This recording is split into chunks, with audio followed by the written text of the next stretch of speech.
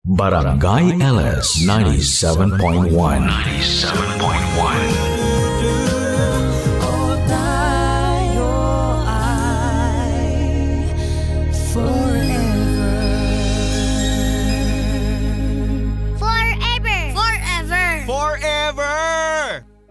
Dear Papa Dudut, una po sa lahat ay binabati ko kayo at ang lahat ng ating mga kapuso at kabarangay ng isang magandang araw.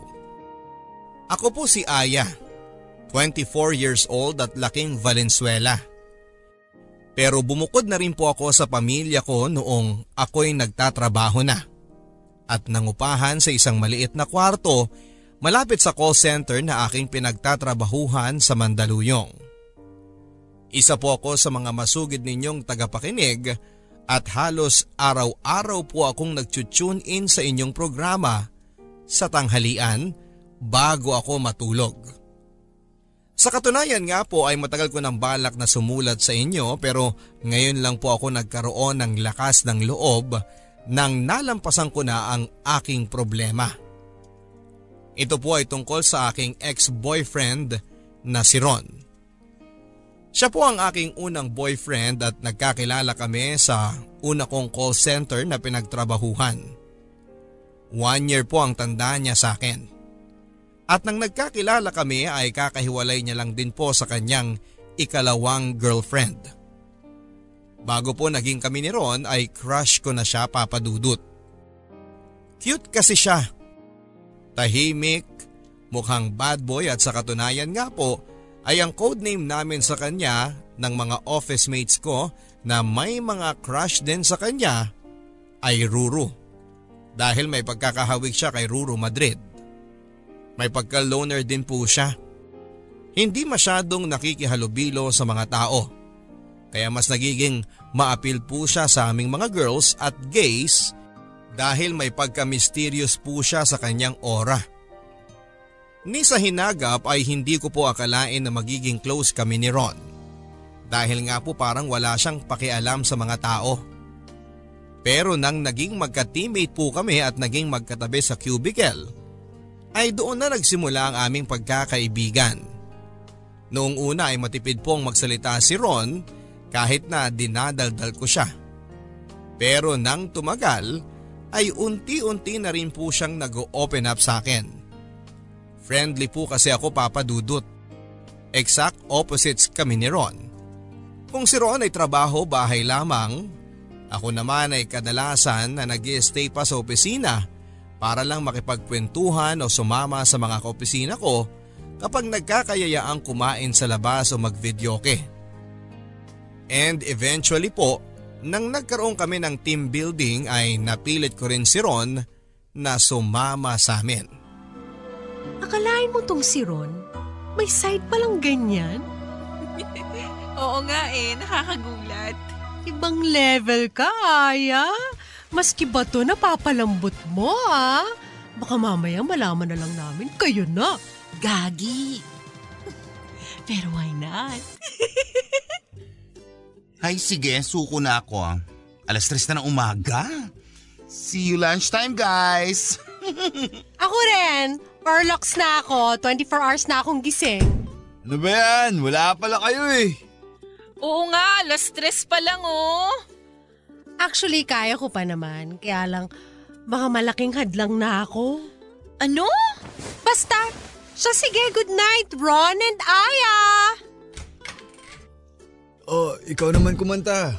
Hindi, sige ikaw na. Mukhang bitin na bitin ka pa eh. Hindi naman.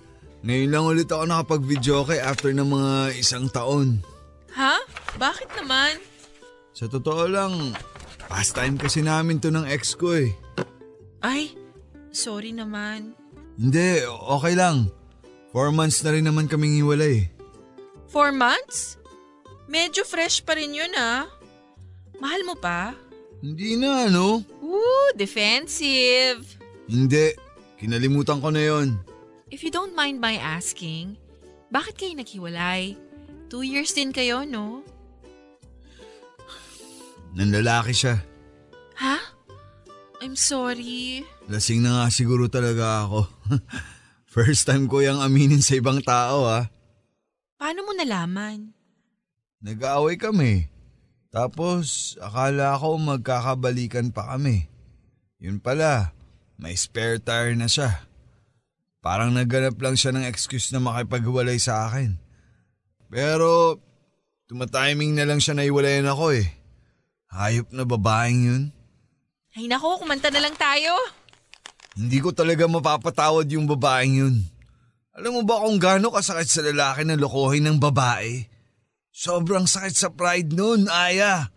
At ang malala nun, hindi ko alam kung gaano katagal na niya ako niloloko. Hayop talaga yung babae na yun.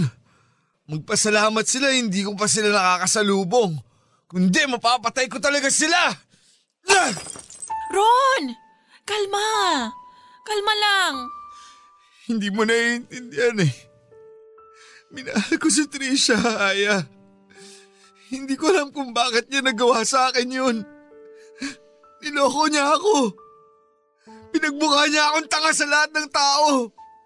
Sige, ilabas mo lang. Pinagkatiwalaan ko siya. Pero sinayang niya yun. Hindi ko na alam kung makaka-recover pa ako o kung kaya ko pang magmahal ng iba dahil sa ginawa niya. Makaka-recover ka, okay? Malakas ka. Malakas kang tao at balang araw, mababawasan na rin ang sakit na nararamdaman mo. Nandito lang kami. Nandito lang ako. Salamat, Aya. Ikaw lang ang nakakausap ko. Huwag kang mag-alala. Hindi ko ipagsasabi kahit na kanino. Your secret is safe with me. You are safe with me.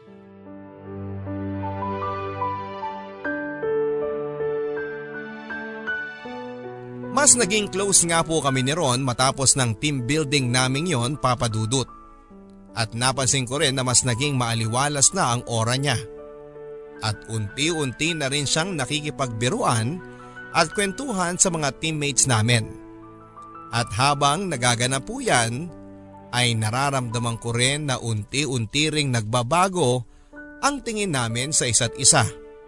At umabot na nga po sa puntong parang mag-MU kami at tinutokso na ng lahat ng tao sa opisina. Matapos ng 2 buwang pagkakaibigan namin ni Ron, ay nanligaw na nga po siya sa akin, Papa Dudut. At dahil may feelings na rin naman ako sa kanya, ay agad ko rin naman po siyang sinagot. Sa puntong yon ay pakaramdam ko na ako na ang pinakamagandang babae sa opisina namin. Aminado naman po kasi ako na hindi ako kagandahan. Charming lang. At dahil no boyfriend since birth din po ako ay pakaramdam ko na napakaswerte ko sa unang boyfriend ko. Gwapo na, mabait pa. At mahal na mahal pa ako. Pero wala pa pong 1 buwan mula nang maging kami ni Ron ay napansin ko na po ang unang mga red flags sa kanya. Naging napaka-protective niya para sa akin at madaling magselo sa ibang lalaki. Nung una po ay kinikilig pa ako sa mga ginagawa niya at pakiramdam ko na parang prinsesa ako na binabakura ng isang knight in shining armor. Pero nang tumagal na, ay unti-unti ko nang nararamdaman ang pagkasakal sa kanya. Babe, upo ka muna dyan. Magme-makeup lang ako ng mabilis. Bakit kailangan mo pang mag-makeup? Sa binyag lang naman tayo pupunta. Palagi naman ako nagme-makeup kapag umaalis ng bahay At saka ano ba yung suot mong palda? Magpalit ka nga. Ha? Anong masama dito? Ang ikli. Ang ikli? Nasa tuhod ko yung haba nito, maikli. Basta magpalit ka na lang. Magpantalon ka na lang. Hindi bagay dito sa blouse ko yung pantalon Di palitan mo yung blouse. Problema ba yun? Ayoko, malilate na nga tayo pagpapalitin mo pa ako ng damit. Malay ko bang magsusot ka ng ganyang kaiksi? Ano? Ang OA mo naman Huwag ka nang marami pang sinasabi. Magpalit ka na lang. Ayoko, ito yung gusto kong suotin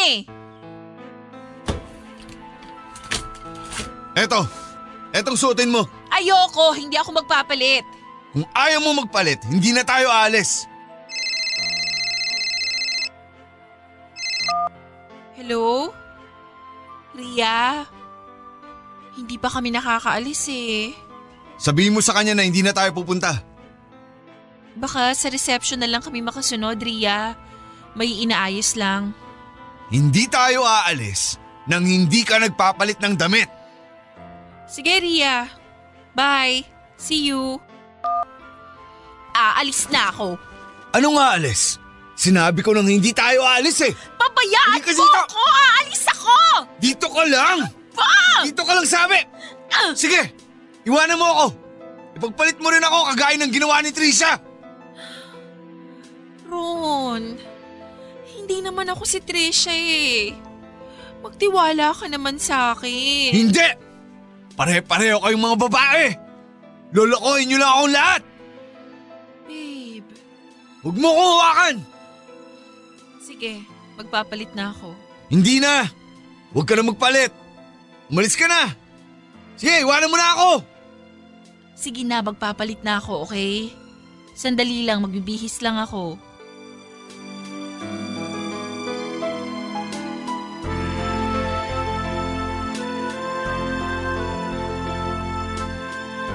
At naulit pa po ng naulit ang mga ganong mga sandali, Papa Dudut.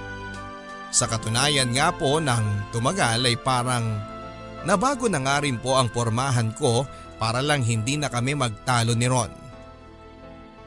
Kapag nagsha-shopping nga po ako ng mga damit ay hindi na ako pumipili ng mga damit na nagugustuhan ko, kundi yung mga damit na sa tingin ko ay aaprobahan ni Ron. Maski ang pagmi-makeup ko po ay binabawasan ko na rin. Ang argumento po kasi palagi sa akin ni Ron ay bakit ko pa raw kailangang magpaganda at mag-makeup, gayong boyfriend ko na siya. Para po kasi sa kanya ang isang babae ay dapat nag-aayos lang para makapang-akit ng lalaki. At nang tumagal nga po ay naging gano'n na rin tuloy akong mag-isip. Kapag nakakakita po ako ng babaeng naka-makeup at nakaporma, ang una ko pong iniisip ay malandi ito at ginagawa lang yon para makapang-akit ng lalaki. At eventually nga po maski ako ay naging selosa na rin. At iniisip ko na kapag may kausap si Ron na maganda at mapormang babae ay nilalandi nito ang boyfriend ko.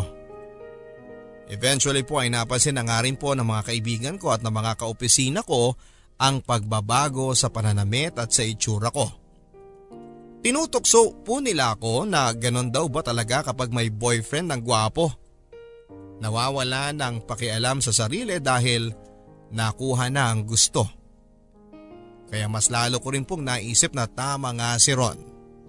At tama lang na magpakalosyang na ako. Total ay may boyfriend na rin naman ako. Naisip ko rin po kasi noon na kaya lang naman po nagkakaganon si Ron ay dahil na-trauma siya sa kanyang ex-GF na si Trisha. Naisip ko na hindi naman kasalanan ni Ron kung naging paranoid siya sa akin at sa relasyon namin. Dahil minsan na siyang niloko ng babae. Naisip ko rin po na temporary lang naman siguro ang ganong pag-uugali ni Ron dahil hurting pa siya. Pero kapag nakapag-move on na po siya ng husto sa nangyari sa kanya ay magbabago rin ito. Ang kailangan ko lang din gawin ay intindihin siya at pagbigyan ng mga gusto niya habang naghihilom pa ang kanyang puso. Pero ang nangyari po, Papa Dudut, ay tila ako ang nagbago. Hindi ko namalayan sa pag-a-adjust ko kay Ron at sa pag-a-under ko sa kanya ay ang pagkatao ko mismo ang magbabago. Kung dati po ay masiyahin ako at outgoing, unti-unti na rin po akong umiiwas sa mga tao at tulad ni Ron ay naging opisina bahay na lang po ako. Tumatanggi na rin po ako kapag inaaya kami na lumabas ng mga kaopisina namin. At wala po akong kaalam-alam ay lumiliit na rin ang mundo ko. At halos kay Ron na nga lang po umiikot ang buhay ko. Pero sa kabila po ng mga ginawa kong pag-a-adjust at panguunawa kay Ron ay parang mas lumala lang po siya, Papa Dudut. At kahit na isara ko na halos ang sarili ko sa mundo ay patuloy pa rin ang pagiging siloso ni Ron. Oh, Bakit ka tumatawa dyan? Wala, may binabasa lang akong interview ni Ruru Madrid. Nanonood tayo ng TV dito kung ano-anong ginagawa mo. Commercial pa naman eh. Kaya nag-cellphone na muna ako. Ewan ko sa'yo. Uy, nagsiselos ka ba, babe? Hindi ako nagseselos. Uy, selos siya eh. Ano ba? Grabe naman to, ang sungit mo. Hindi ako nagsusungit. Ano na naman bang problema, babe? Alam mo na kung bakit. Ha? Ano? Anong ginawa ko? Nakakabastos eh. Ha? Nakakabastos ang alin? Yung pinapakita mo pa sa harapan ko na nagnanasa ka sa ibang lalaki. Ha? Yung kay Ruru Madrid? Seryoso ka? Bakit ka magsiselos doon? Artista yun. At saka kamukha mo naman yun eh. Wala akong pakialam. So ibig sabihin, kung hindi yan artista, papatusin mo? Kaya mo ako nagustuhan dahil kamukha ko? So kung may makita kang ibang kamukha niya na pakalat-kalat dyan sa kalsada, lalandiin mo? Ron, sobrang paranoid mo. Paranoid? Hindi ako paranoid. Alam na alam ko na yung mga karakas yung mga babae kayo. Ron, pwede ba? Hindi ako kagaya ng ibang babae. Hindi ako yung ex mo. Shut up! Malandi ka rin. Lahat ng babae, kapag hindi mo binantayan, malandi. So anong gusto mo? Sa'yo lang ako nakatingin? Sa'yo ko lang paiikutin yung mundo ko? Oo! Bakit? Ganon din naman ako sa'yo ah. Nakita mo ba akong tumitingin sa iba? Nakita mo ba ako naglalaway sa artista? Paano kung hindi ko kayang gawin yan? Paano kung ayaw kong gawin yan? Ano? So inaamin mong malandi ka talaga? Hindi ako malandi. Hindi ka lang normal. Anong sinabi mo? Anong gusto mong palabasin ha? Na may sira ako sa ulo?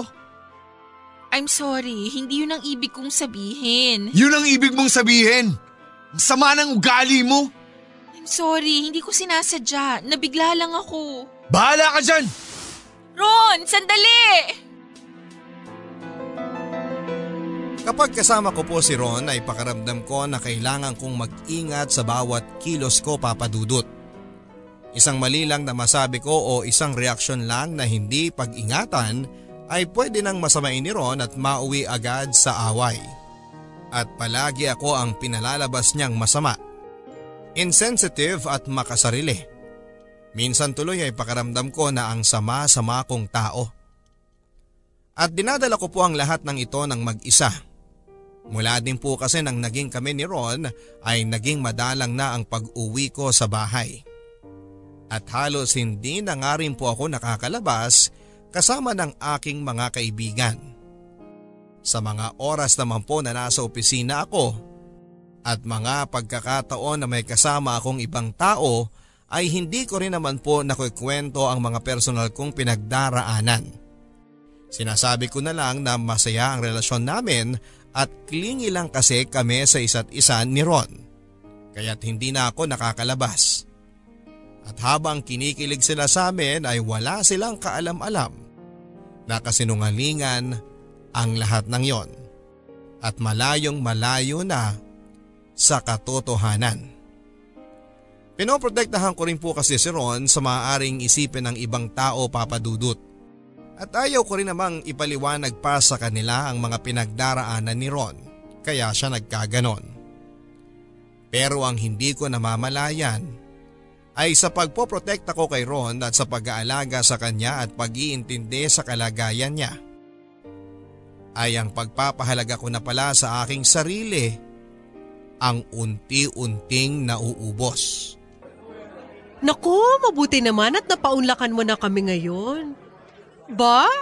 Ilang buwan ka na naming hindi nakakasama sa galaan, ha? Oo nga eh. Miss na miss ka na namin, bruha ka. Bakit pala hindi mo kasama si Ron ngayon?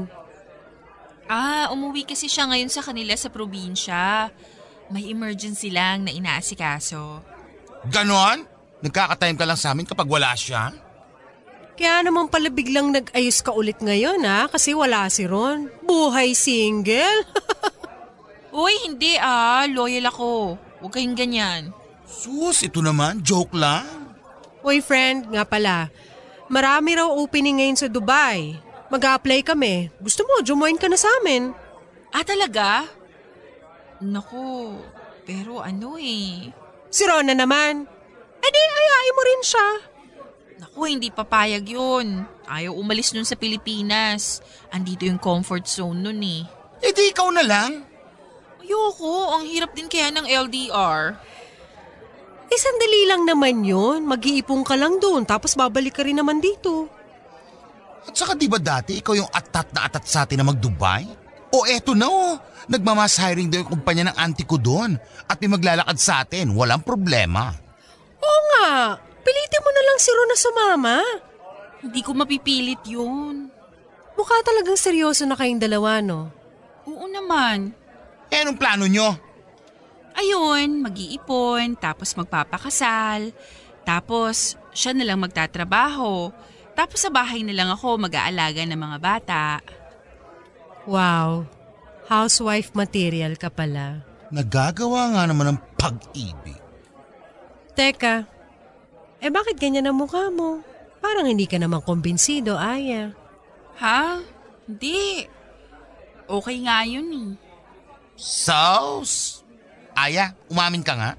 Nagkakaproblema ba kayo ni Ron? Kami? Wala. Bakit mo naman nasabi yan? Wala lang. At saka, hindi naman sa pag-aano pero para kasing recently nagbago yung aura mo. Oo nga, tama ka dyan. Paano nagbago? Dati kasi palagi kang high energy, bubbly, ganun. Tapos ayun, parang bigla kang kumalma. Pero recently, parang hindi ka naman mukhang in love. Parang mukhang pagod, ganun. Hindi. Ano kasi, stress lang sa trabaho. Sauce? Sige na, splok na. Tayo-tayo lang naman eh. Wala nga. Shucks, si Ron. Teka, sagutin ko lang to. Ron? Nasaan ka?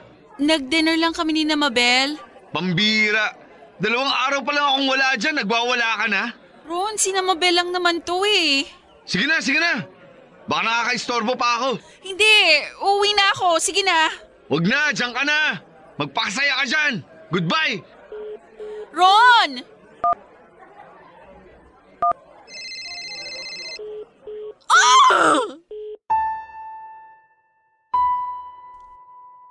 Maraming beses na rin po kaming naghiwalay ni Ron, Papa Dudut. Pero palagi rin naman kaming nagkakabalikan. Siguro 1 buwan na yung pinakamahaba naming cool off. Pero hindi rin ako nakakatiis at ako pa rin ang unang lumalapit. Humihingi ako ng tawad at sumusuyo sa kanya. Karamihan po kasi ng away namin ni Ron ay ako ang unang humihingi ng tawad at nagpapakababa. Siguro'y 1 o 2 beses pa lang po yun nang si Ron mismo ang sumuyo at humingi ng tawad sa akin. Pero kahit sa mga pagkakataong yon, ay nagawa pa rin niyang palabasin na kasalanan ko ang mga pangyayari dahil masama akong tao at hindi ko siya naiintindihan. Alam ko naman pong toxic na po talaga ang relasyon namin ni Ron, Papa Dudut. Pero hindi ko pa siya magawang hiwalayan dahil mahal ko siya at nagigilty ako. Sa mga oras kasi na maayos si Ron at hindi kami nagkakaaway ay sweet naman po siya at malambing. At isa nga po sa mga paulit-ulit na sinasabi niya sa akin ay ako lang daw ang nag-iisang tao na meron siya. Kaya't sobrang thankful din po ako sa naging relasyon namin. Na naging magkarelasyon kami. Hindi daw niya alam kung makakasurvive siya kung hindi ako dumating sa buhay niya. Marahil ay dahil din po sa pinagdaraanan ko kay Ron ay tila unti-unti na rin pong naisantabi at napabayaan ang sarili ko. Kagaya nga po ng napansin ng mga kaibigan ko ay totoo nga po na naging mas tahimik at sarado ako sa tao. Kung minsan ay nahuhuli ko rin po ang aking sarili na nagagalit kay Ron dahil pakaramdam ko po ay napakaraming mga bagay at opportunity ang tinanggal niya sa akin. Pero wala rin naman po akong lakas ng loob para iwanan siya. At umabot na nga po sa puntong nakaapekto na rin sa aking pisikal na katawan ng depresyon na aking nararanasan. Sa loob po ng isang taon ay nag-gain po ako ng 50 pounds sa timbang, Papa Dudut. Tuluyan na rin po akong nawala ng ganang manamit at pinanindigan ko na lamang ang pagiging losyang at ang pagkain ng mga comfort food ang siyang naging takbuhan ko sa tuwing nagkakaproblema kami ni Ron. At etong bagay na ito ay hindi rin naman nagustuhan ni Ron, Papa Dudut. Kung dati kinokontrol niya ang aking pananamit at pagmi-makeup, ngayon ay baligtad naman. Gusto niya akong papayatin dahil kung minsan daw ay napagkakamalan na kaming magnanay ng mga tao at nakakahiya daw. Lahat daw kasi ng aking gawin ay babalik din naman sa kanya. At gusto ko raw bang isipin ng ibang mga tao na masama at konsentidor siyang boyfriend. Kaya naman dumating na rin sa punto na pinaghigpitan ako ni Ron, lalong-lalo na sa diet ko. Babe, inaaya pala tayo ni Mabel sa despedida nila sa 1 linggo. Ayoko. Ikaw, kung gusto mong sumama, edi bahala ka. O sige, hindi na rin ako pupunta. Bahala ka. Babe, try rin kaya nating mag-abroad. Napag-usapan na natin yan, hindi ba? Pero babe, mas mapapadali kasi tayong makapag-ipon kapag nag-abroad tayo. At saka marami daw hiring sa Dubai ngayon. Hindi tayo mag-a-abroad. Dito lang tayo sa Pilipinas. Okay. Huwag ka nang kumuha ng kanin. Ha?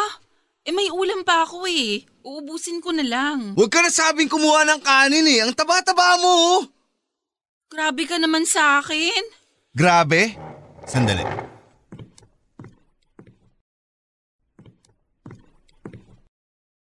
Oh. Ano yan? Weighing scale. Tumayo ka dyan. Ano? Tumayo ka dyan at sabihin mo na grabe ako sa'yo. Ron! Tayo sabi! O, nakatayo na ako. Basahin mo kung ano nakasulat dyan. 185 pounds. Anong height mo? 5'3". Timbang ba yan ng normal na babae na 5'3" ang height? Hindi. Pwes, gawan mo ng paraan. Iligpit mo na yung pinagkainan mo. Oh, ano yan? Ang sama-sama mo naman kasi sa akin eh. Ako ang masama? Hindi ba't para sa kabutihan mo rin naman yung ginagawa ko? Kung isang araw bumagsak ka na lang dyan dahil inatake ka na sa puso sa sobrang katabaan mo, sinong sisisihin ng mga tao? Hindi ba ako rin? Nang maski ang pagkain ko ay kinontrol na ni Ron, ay doon na nga po ako nakaramdam na gusto ko na talaga siyang hiwalayan, Papa Dudut. At habang pinupwersa niya ako na bawasan ang aking pagkain kapag magkasama kami, ay bumabawi naman ako sa pagkain kapag ako na lamang. At sa puntong yun ay parang kumakain na lamang ako ng marami, hindi dahil gusto ko, kundi para makapaghiganti kahit na papaano kay Ron. At sa totoo lang ay umabot na ako sa puntong kain ako ng kain hanggang masuka na ako. At dahil bumukod na rin po ako sa pamilya ko ay wala pong ibang nakakaalam na umabot na rin ata sa utak ko ang stress na inabot ko sa pakikipagrelasyon ko kay Ron. Diring-diring na po ako noon sa aking itsura, sa mga pinagagawa niya at sa aking sarili, Papa Dudut. Kung bakit ako umabot sa ganitong punto at kung hanggang kailan ko matitiis ang maging bilanggo sa relasyong matagal na akong hindi masaya. Kaya nang minsang nauwi na naman ang isang maliit na hindi pagkakaunawaan namin sa isang malaking bagay, ay kinuha ko na po ang opportunity na yon para tuluyan ng makipaghiwalay kay Ron. Pero 1 linggo lang matapos kong tiisin ang tawag at pangungulit niya para makipagbalikan, ay nabigo pa rin akong makawala sa kanya. Anak, ang laki ng inilobo ng katawan mo ah. Hindi na normal yan ah. May pinagdadaanan ka ba? Ang totoo niyan, Kaya rin muna ako bumalik dito sa atin para magpalipas ng oras. Nakipaghiwalay na po kasi ako kay Ron. Ay, sinasabi ko na nga ba eh. Stress eating yan. Huwag mo masyadong alalahanin yun. Pag-ibig lang yun. Marami pang iba dyan. Kailan ba kayo naghiwalay? Mag-iisang linggo na po. Ha? Isang linggo pa lang? Pero matagal ka na namumroblema sa kanya. Medyo po. Ano ba ang dahilan? May ibang babae ano? Ay, nako. Sinasabi ko na nga ba. Sakit yan ng mga gwapo. Sakit din yan ng tatay mo dati eh. Mabuti na lang, hindi na siya gwapo ngayon. Kaya gumaling na.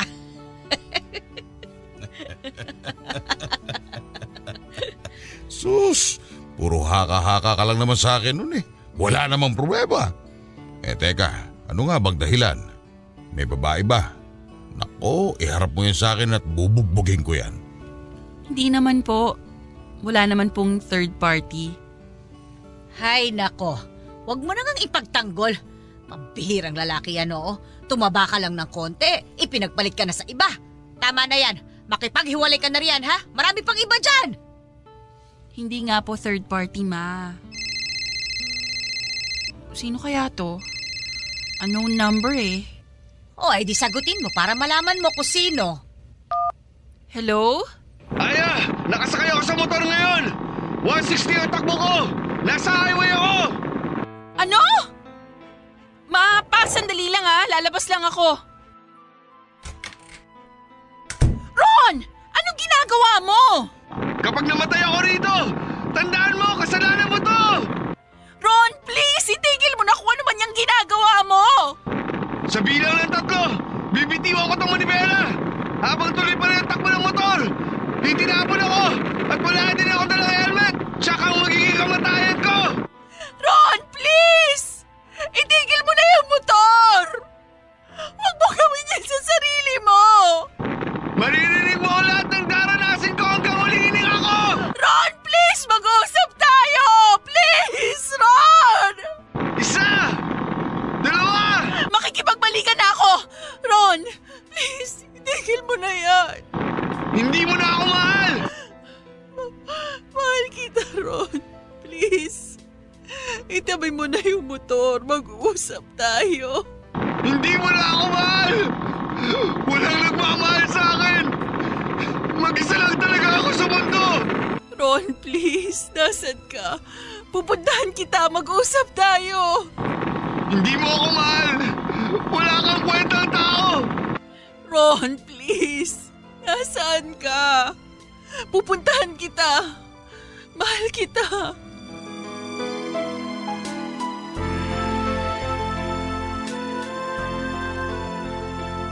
Eventually po ay sinabi na rin sa akin ni Ron kung nasaan siya. Sa Marcos Highway, nang marinig ko po ito ay agad-agad akong umalis sa amin sa Valenzuela. Naghanap ng taxi at pinuntahan si Ron sa Marcos Highway. Kahit na 11:00 na ng gabi. At sa buong kaganapan pong yun mula nang umalis ako sa bahay hanggang sa makarating na po ako sa kinakaroonan ni Ron, ay hindi ko po ibinababa ang telepono para masiguro ko na walang mangyayaring masama sa kanya. Sa awa ng Diyos ay natutong ko rin po ang kinakaroonan ni Ron Papadudut. Nakita ko po ang kanyang motor sa gilid ng highway at siya naman ay katabi nito. Nakaupo at umiiyak. Nagpababa na po ako sa taxi at nilapitan ko siya at tinabihan. Nag-usap po kami hanggang sa Bukang Liwayway. At nang umalis po kami sa tabi ng highway ay kami na ulit. Pero sa totoo lang po Papadudot sa mga oras na yon, kahit na sinasabi ko kay Ron na mahal ko siya at ayoko na may mangyari sa kanya at mawala siya sa buhay ko, ang totoo po niyan ay guilt na lamang po talaga ang natitirang umiiral sa akin sa mga panahong yon. At takot na maging ako ang dahilan ng pagkamatay niya. Sa mga panahong yon ay na-realize ko na parang ang tanging paraan lang para makawala ako sa relasyon namin ay kapag may namatay o nagpakamatay na ang isa sa amin. Ngunit isang araw sa hindi inaasahang pagkakataon ay naospital ang tatay ko at halos 1 milyon ang inabot ng aming nagastos. At dahil sobrang bilis ng mga pangyayari ay napilitan tuloy kaming mangutang kung kani-kanino para lamang mabayaran ang mga bills sa ospital at maipaopera kaagad ang ama ko. Nalaman po namin na may stage 2 cancer si Papa. At para maagapan ang paglala ay kinakailangan pong ipakimotherapy siya. Parang sinakluban po ng langit ang pamilya namin noon, Papa Dudut. At para makabawas sa gastos ay sinesante na rin po namin ang kasambahay ni na Mama at Papa. At kami na lang din po ang naghahalinhina ng pagbabantay at pag-aalaga kay Papa sa mga oras na wala kaming trabaho. At hindi ko po akalain na maski ito ay mamasamain ni Ron.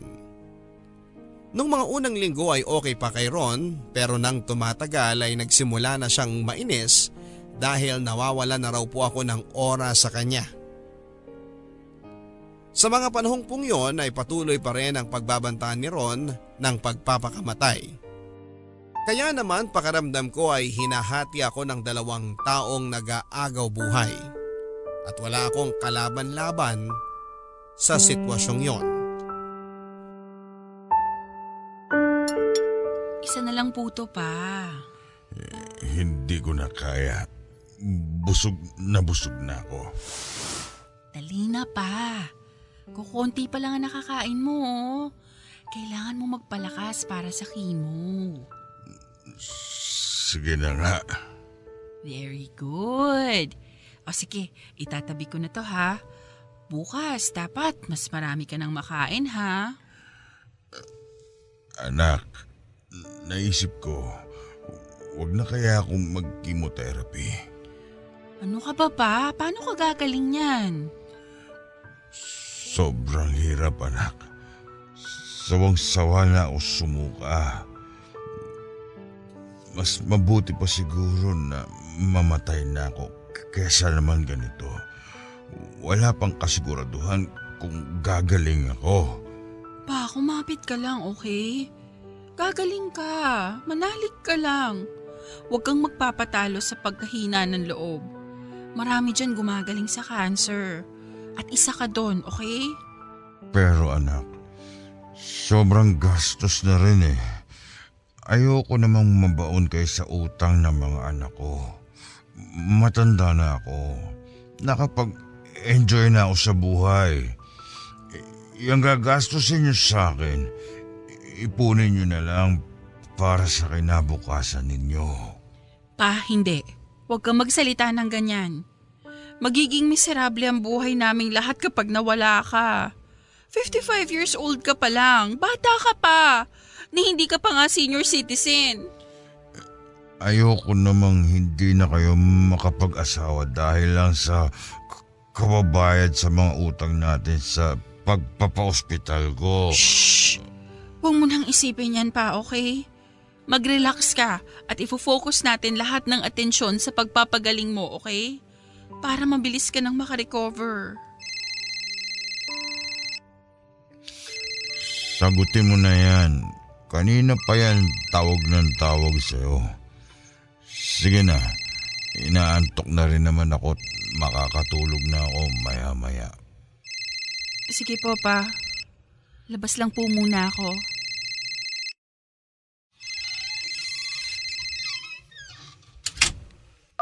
Hello? Bakit hindi mo sinasagot ang tawag ko? Nagluluto ako ng hapunan kanina. Hindi ko narinig yung tawag mo. Ilang oras na nakakalipas yun. Hindi mo man lang chinek phone mo kung tumatawag na ako?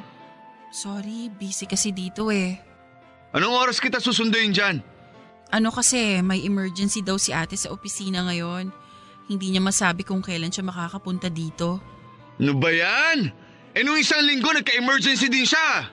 Ganun talaga eh. Hindi naman maiwasan. Siyempre, na-promote na siya dun sa trabaho niya. Mas marami ng responsibilidad. At ikaw, paano na ang mga responsibilidad mo?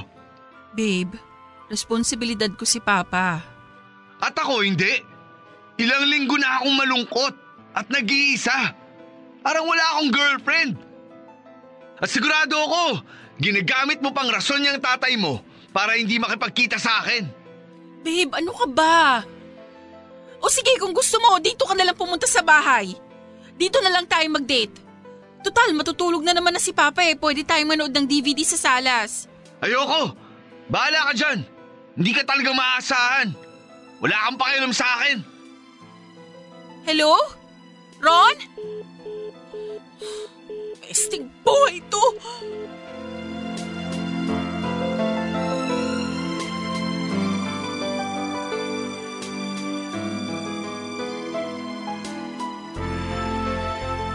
Kahit na galit na po ako kay Ron ay hindi ko na rin po siya magawang iwanan.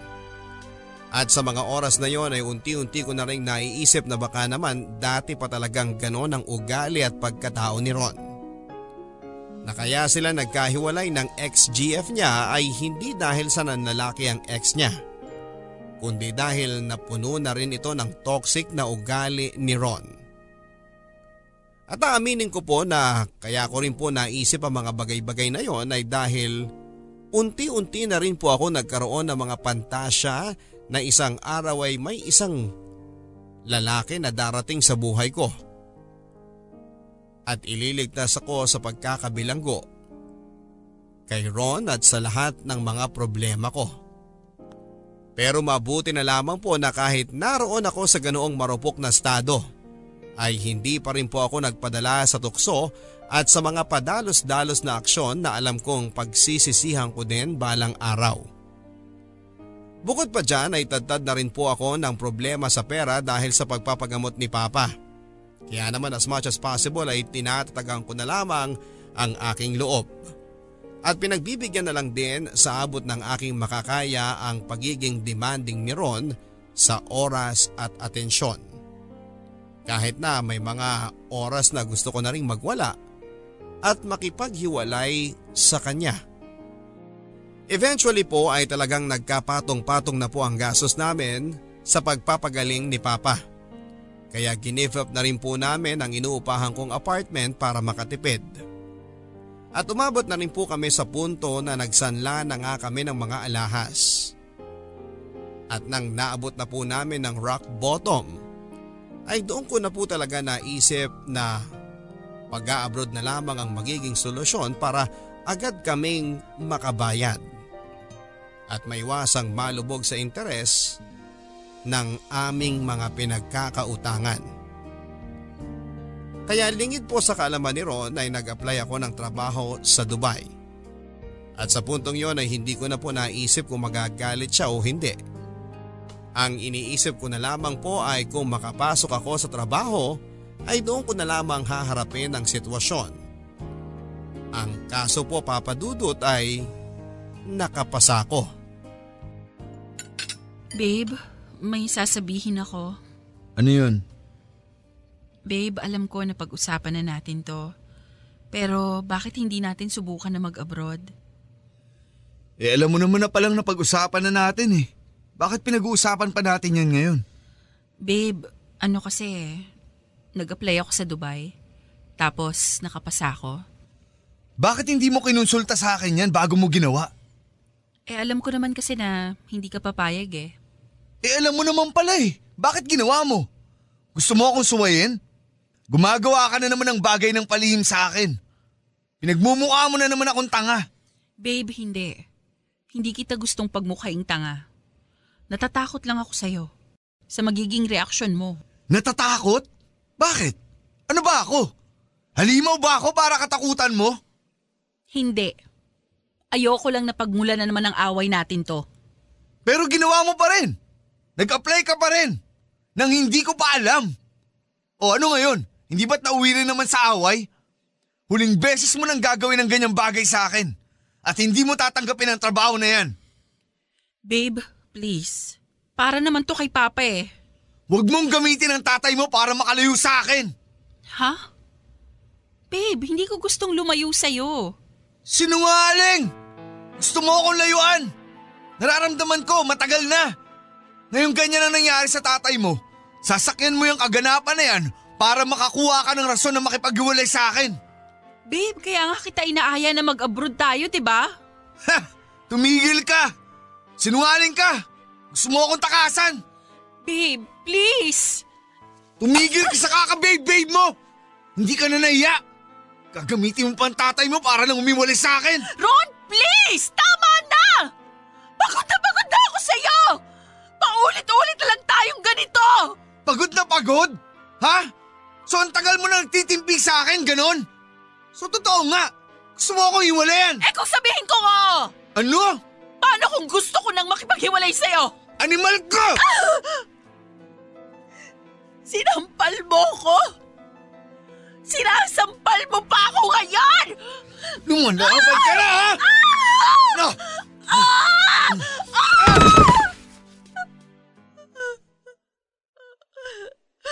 I hate you! I hate you! Babe, sorry. Sorry, nabigla lang ako. Huwag mo akong hawakan! Layuan mo ako! Babe, I'm sorry. Nabigla lang ako. Mahal na mahal kita. Bitawan mo ako! Huwag mo akong hawakan! Babe, please naman. Huwag mo akong matawag-tawag na babe! Tapos na tayo! Wala kang kwentang tao! Saan ka pupunta? Tulong! Tulong! Sige! Iwanan niyo ako lahat! Katulad ka rin nila!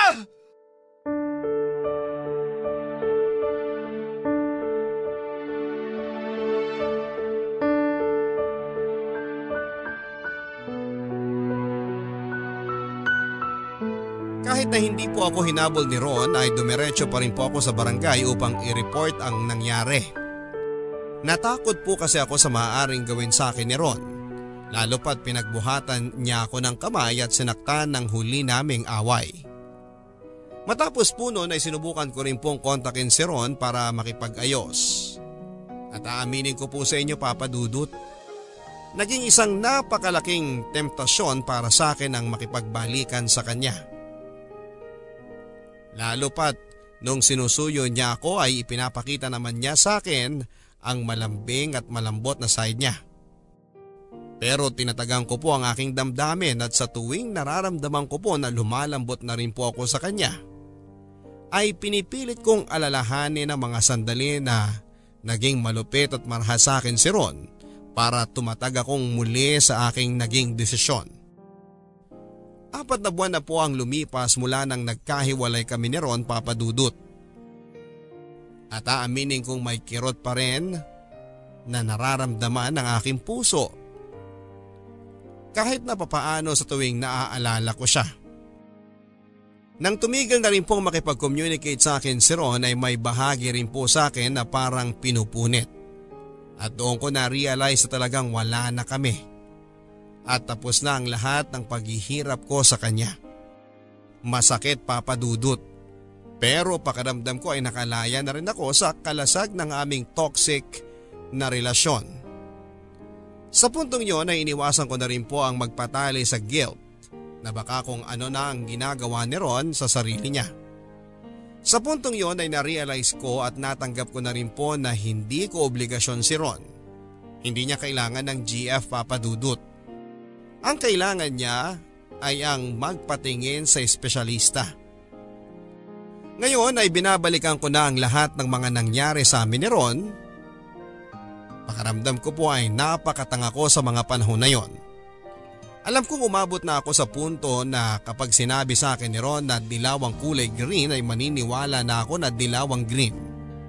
Pangit mang sabihin pero sa tingin ko ay kung hindi na ospital ang ama ko o kung hindi kami nagkaroon ng krisis ay hindi na ako magkakaroon ng lakas ng loob para tumayo sa aking sarili at kumawala kay Ron. Tinanggap ko na rin po ang trabaho ko sa Dubai at nakaschedule na rin po akong lumipad sa 1 buwan. Sana po ay maabutan kong mapakinggan itong aking kwento at mabasa ninyo sa radyo bago ako bumiyahe. At sana ay yun na rin po ang huling beses na makarinig ako ng ganong klase ng kwento. Na wala na ring ibang tao na makakaranas ng mga bagay na kagaya ng sinapit ko nang dahil sa ilusyon ng pag-ibig. Ang inyong kapuso at kabarangay forever, Aya. Forever.